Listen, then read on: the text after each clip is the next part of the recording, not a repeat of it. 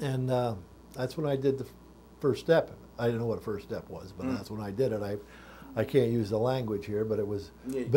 basically, well, what I said was, you want me to tell you exactly what I said to him?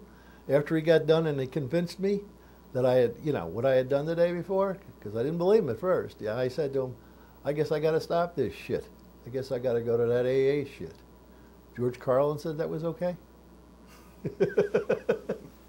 Anyway, that's what I was doing right then was saying, you know what, I really can't control this. Because I thought in there I could control it, just getting drunk once or twice a week, I'd be able to have no problems, right? Sure. It was that time, when I do it every day that I get crazy and get delusional. Well, it wasn't working that way. I was trying to con myself into thinking it was all right to get drunk there. That's what I was saying. I can't control this. It's controlling me. I knew my life was unmanageable because I was in Department of Corrections was trying to manage it. Make sense? Absolutely. I always say, if you don't control your life, someone or something else will. Yeah. And a lot of times it ends up being the Department of Corrections, and people that have a disease end up being dealt with in the criminal justice system. So I'd say 80% of the people in prison have a drug or alcohol problem. Most of them won't admit it because that makes you weak. Sure. You got to be macho. So you find recovery behind the walls. Yes. Yeah, my last 9.5 years locked up behind the walls or work release was sober and clean. From that day, I don't know what that day was, but from September 22nd, 1983, when I went to my first AA meeting, until now, I haven't picked up a drink yet. You get out of prison and you're put on parole. For how long? 17 years and 11 months to the day. 17 years, 11 months to the day. Ever violated? Never even got close to being violated. Get off parole. Continue to be sober. Absolutely. How's your life been since you got sober? My life has continually got better.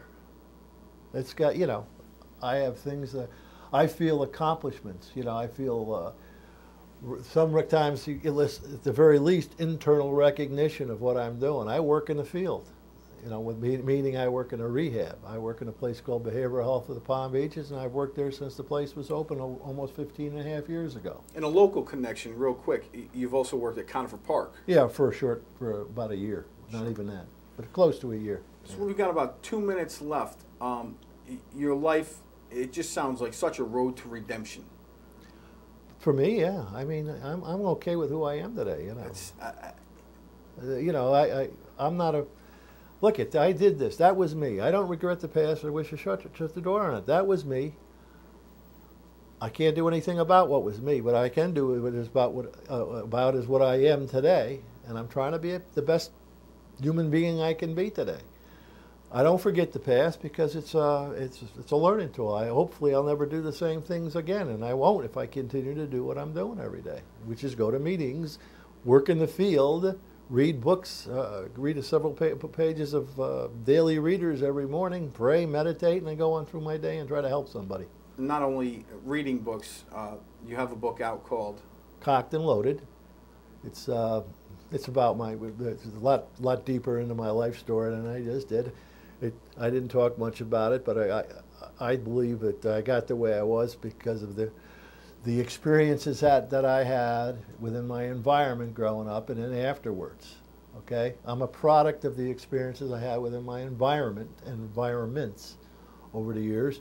Led me to be I don't know, just trying to prove myself to other people. What a big shot I was, and I wasn't.